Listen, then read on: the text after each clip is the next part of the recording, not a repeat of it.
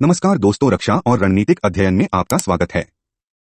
आज हम चर्चा कर रहे हैं राष्ट्रीय चरित्र। शब्द राष्ट्रीय चरित्र का उपयोग विशेष राष्ट्रीय राज्यों की आबादी के बीच स्थायी व्यक्तित्व विशेषताओं और अद्वितीय जीवन शैली का वर्णन करने के लिए किया जाता है। यह व्यवहार कभी कभी एक अमूर्त स्तर पर माना जाता है, अर्थात सांस्कृतिक व्यवहार के रूप में वास्तविक संदर्भ के बिना आवश्यक रूप से विभिन्न व्यक्तित्व तौर तरीकों के लिए। यह किसी दिए गए लोगों की अंतर्निहित मनोवैज्ञानिक तंत्र विशेषता से प्रेरित माना जा सकता है। इतिहास। यूरोप में राष्ट्रीय मतभेदों के बारे में स्वयं जागरूकता का एक लंबा इतिहास रहा है। साधारण बातचीत में और निबंधों में किसी को डेन्स और स्वीड्स, बेल्जियम और डच के बीच, जर्मन और इटालियंस के बीच, या यहां तक कि उत्तरी और दक्षिणी इटालियंस, उत्तरी और दक्षिणी बेल्जियम या उत्तरी और दक्षिणी डच के बीच मतभेदों की चर्चा मिलती है। प्रत्येक राष्ट्रीय समूह समय के साथ साथ अन्य राष्ट्रीय संस्थाओं के सदस्यों की कुछ रूढ़ियों को विकसित करता है। आमतौर पर आयोजित रूढ़ियों को वस्तुनिष्ठ टुकड़ी के स्वर में या विचार किए गए लक्षणों के अनुमोदन की अलग अलग डिग्री के साथ चर्चा की जा सकती है, जबकि व्यवहार संबंधी मतभेदों की धारणा ने मौखिक अभिव्यक्ति और प्रभाववादी लेखन का एक बड़ा कारण है। अत्यधिक भिन्न भिन्न गैर पश्चिमी संस्कृतियों में पाए जाने वाले व्यवहार संबंधी विन्यासों की सामाजिक या सांस्कृतिक मानवविज्ञानी टिप्पणियों ने उन्हें पश्चिमी यूरोपीय परंपरा के भीतर पाए जाने वाले मानवीय व्यवहार में प्रकट परिवर्तनशीलता के बारे में अधिक व्यापक दृष्टिकोण प्रदान किया है। मानवविज्ञानी को मौलिक रूप से विभिन्न भाषा संरचनाओं और संज्ञानात्मक अवधारणात्मक पैटर्न के साथ संघर्ष करना पड़ा है, जो प्राकृतिक और सामाजिक वातावरण को परिभाषित करते हैं। कार्यकारण और तर्क के विचलन पैटर्न, सामाजिक समूहों में असामान्य निर्णय लेने वाले पैटर्न, पश्चिम में अज्ञात या आंतरिक जिम्मेदारी और अधिकार के पैटर्न, भावनाओं को व्यक्त करने, छिपाने या नकारने के विभिन्न पैटर्न, नैतिक परिभाषाओं और मूल्यों में व्यापक बदलाव का उल्लेख नहीं करना। लगभग हर आम तौर पर स्वीकृत विश्व युद्ध के दौरान कई मानवशास्त्रियों ने इस विचार को विकसित किया कि सांस्कृतिक रूप से निर्धारित व्यक्तित्व मतभेदों के साथ उनकी चिंताओं को पश्चिमी देशों के बीच मतभेदों को समझने के लिए समान प्रासंगिकता थी। उनका मानना था कि विश्व संघर्ष में शामिल राष्ट्रों की आबादी के महत्वपूर्ण क्षेत्रों के लिए विशेषताओं का सावधानीपूर्वक मूल्यांकन इन राष्ट्रीय राज्यों के भीतर होने वाले विविध समाजशास्त्रीय विकास के अधिक सार्थक विश्लेषण का कारण बन सकता है। इसके अलावा उन्होंने कहा कि पश्चिमी समाजों के भीतर राष्ट्रीय चरित्र में अंतर के एक व्यवस्थित विश्लेषण से आवधिक तनाव और गलतफहमी में अंतर्दृष्टि पैदा होगी, जो तत्कालीन संबद्ध और दुश्मन दोनों राष्ट्रीय समूहों के व्यक्तिगत सदस्यों के बीच उत्पन्न हुई थी। राष्ट्रीय चरित्र विश्लेषण के लिए दृष्टिकोण। राष्ट्रीय चरित्र का अध्ययन उनके अंतर्निहित सैद्धांतिक मान्यताओं और उनके अनुसंधान उद्देश्यों में व्यापक रूप से भिन्न होता है। हालांकि सभी मानते हैं कि किसी विशेष राज्य के सदस्यों द्वारा आमतौर पर आयोजित किए जाने वाले तत्व हैं जो किसी भी तरह से निंदनीय मानव स्वभाव पर उस राज्य के सांस्कृतिक चरित्र के अपेक्षाकृत स्थायी रूप से प्रभावित प्रभावों का पता लगा सकते हैं। यह आगे माना जाता है कि सामान्य अनुभवों का एक सेंटीग्रेडल प्रभाव होता है, जो कुछ हद तक या कुछ क्षेत्रों में इडियोसिंक्रेटिक अनुभवों के केंद्रापसारक प्रभाव को प्रभावित करता है। एक अंतर्निहित उद्देश्य के रूप में राष्ट्रीय चरित्र अध्ययन सभी को राष्ट्रीय मतभेदों की धारणा को अधिक व्यापक बनाने और उन्हें अधिक व्यवस्थित रूप से अधिकस्भी पैटर्न में व्यवस्थित करने की इच्छा साझा करते हैं। हालांकि जिन चर को माना जाता है वे अक्सर न तो तुलनीय होते हैं और न ही कठोरता से परिभाषित होते हैं। लेखक के दृष्टिकोण के आधार पर राष्ट्रीय चरित्र की अवधारणा के तहत जो कुछ भी है उसमें विविधताएं हैं।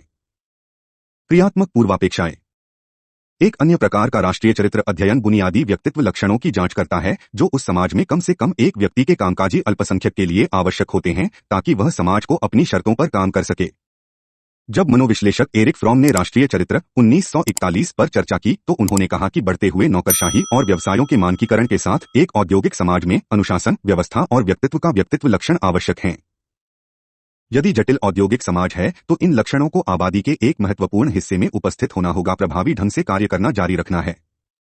रॉबर्ट के मर्टन समाजशास्त्री ने भी खुद को नौकरशाही सेटिंग्स 1940 में सबसे अच्छा काम करने वाले व्यक्तित्व संरचना के प्रकार को परिभाषित करने के साथ संबंधित किया है। वह चर्चा करता है कि व्यक्तित्व चर निर्धारित करने में सेटिंग्स स्वयं कैसे प्रभावशाली हैं। समाजशास्त्रीय व्याख्या। राष्ट्रीय चरित्र के अध्ययन के मूल उद्देश्यों में से एक आधुनिक राज्यों की राजनीतिक और सामाजिक संरचनाओं में अंतर्निहित तनावों की जांच करना है। सामाजिक तनाव उन समाजों में विशेष रूप से स्पष्ट हैं जो तेजी से बदल रहे हैं। उदाहरण के लिए एक प्रकार का सामाजिक तनाव जो अक्सर विशिष्ट व्यक्तियों की अनुपलब्धता के बावजूद निर्देशित सामाजिक परिवर्तन के विशेष पैटर्न को स्थापित करने के लिए एक अभिजात वर्ग के व्यवस्थित प्रयासों के परिणाम होते हैं, जिनके प्रशिक्षण और सामाजिक अनुभव उन्हें निर्धारित लक्ष्यों को प्राप्त करने के लिए सुसज्जित करते हैं। अभिजात वर्ग। कुछ राष्ट्रीय चरित्र अध्ययन उन पैटर्नों के बीच अंतर करने की कोशिश करते हैं जो अभिजात वर्ग की विशेषता हैं और उन आबादी के पैटर्न जो उस पर लगाए गए हैं। इस तरह के एक अध्ययन में बाउर ने रूसी समाज में राजनीतिक अभिजात वर्ग के बीच मौजूद सामाजिक तनाव और बड़ी संख्या में ऐसे व्यक्तियों को प्रदर्शित करने का प्रयास किया जो कम्युनिस्ट पार्टी पदानुक्रम 1948 के सदस्यों के रूप में उसी तरह से प्रेरक रूप से शामिल नहीं हैं।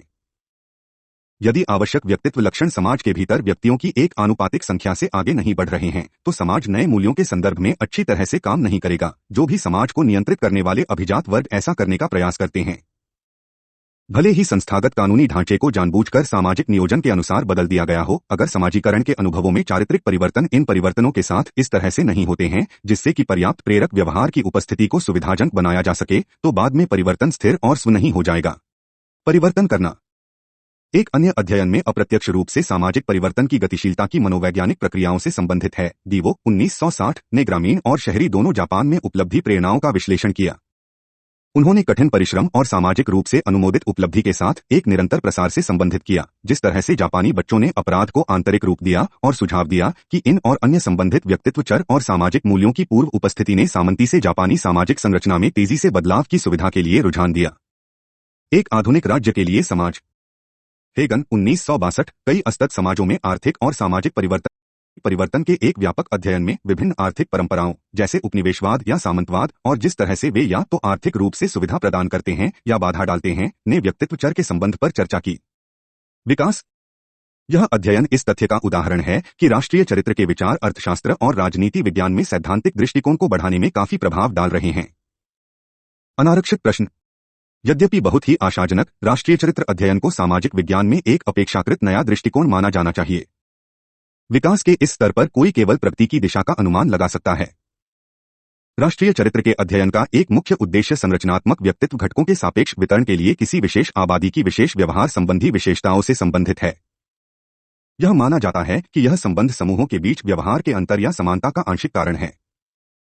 इस लक्ष्य को पूरा करने के लिए पर्याप्त रूप से अवलोकन योग्य व्यवहार के बीच अंतर करना चाहिए जो सतह के सामाजिक पैटर्न और व्यवहार से संबंधित है, जो अंतर्निहित मनोवैज्ञानिक संरचनाओं या व्यक्तित्व घटकों से संबंधित है। इसलिए राष्ट्रीय चरित्र के अध्ययन का उद्देश्य किसी दिए गए जनसंख्या में अंतर्निहित मनोवैज्ञानिक संरचनाओं के वितरण की खोज करना और व्यवहार संबंधी घटनाओं के लिए उनके संबंधों की प्रकृति का निर्धारण करना है। क्या ऐसा हो सकता है कि जनसंख्या के भीतर प्रेरक प्रतिमानों के रूप में अंतर्निहित व्यक्तित्व के तौर तरीकों का वितरण वास्तव में एक पश्चिमी समाज से दूसरे में बहुत भिन्न न हो? क्या ऐसा हो सकता है कि आर्थिक वितरण में बदलाव के साथ या सत्ता में राजनीतिक आवंटन की संरचना में व्यवहार में बदलाव के साथ ही समाज में प्रेरक प्रतिमानों की सापेक्ष उपस्थिति में कोई बदलाव नहीं किया जा सकता है?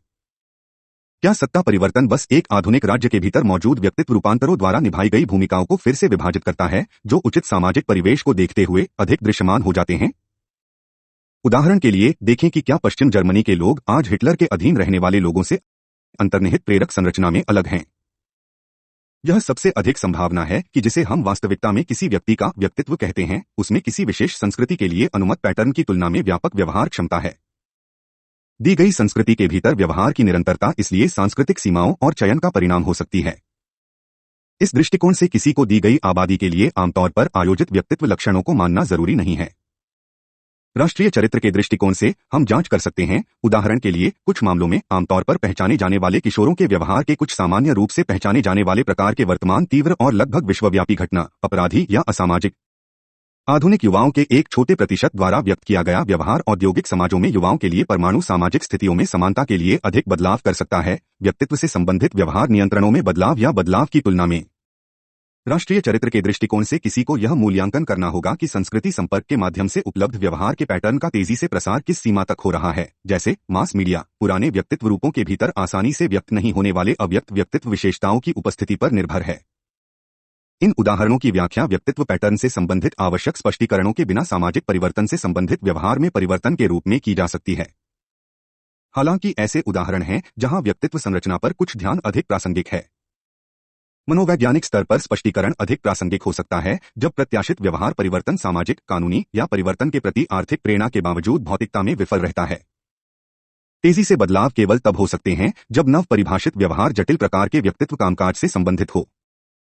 व्यवहार के कुछ पैटर्न व्यक्तित्व के गहरे पहलुओं के कम पुनर्गठन की मांग करते हैं।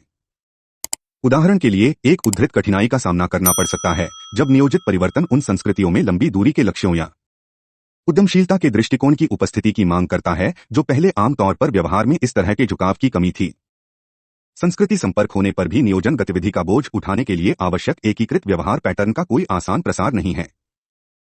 इस धारणा को अनुमति देते हुए कि कोई व्यक्ति अद्वितीय सांस्कृतिक इतिहास के साथ अपेक्षाकृत असतत समाजों के भीतर सांख्यिकीय रूप से पहचाने जाने योग्य अंतर्निहित व्यक्तित्व प्रकारों का प्रदर्शन कर सकता है, तो क्या इन समाजों के भीतर भी लंबे समय तक समानताएं या अंतर नहीं मिलेंगे जो ग्रामीण, शहरी या वर्ग व्यावसायिक जीवन पद्धति पर आधारित हैं? क्या ये वर्ग अंतरराष्ट्रीय सीमाओं में नहीं कटेंगे? ऐतिहासिक रूप से देखा जाए तो यह हो सकता है कि संरचनात्मक व्यक्तित्व वितरण विभिन्न राष्ट्रीय राज्यों में अलग अलग हो, लेकिन यह कि औद्योगिकरण जैसे समान सामाजिक उद्देश्यों की स्थापना को देखते हुए कम से कम आबादी के कुछ क्षेत्रों में व्यवहार के प्रतिमानों के बिना तेजी से बंद सतही पुनर्वित्त को सहन करने के लिए आते हैं। अंतर्निहित व्यक्तित्व मतभेदों के वास्तविक वितरण में कोई तत्काल परिवर्तन, हालांकि औपचारिक शिक्षा सहित समाजीकरण के पैटर्न में बदलाव बाद में नई पीढ़ी को प्रभावित करने के लिए आ सकता है।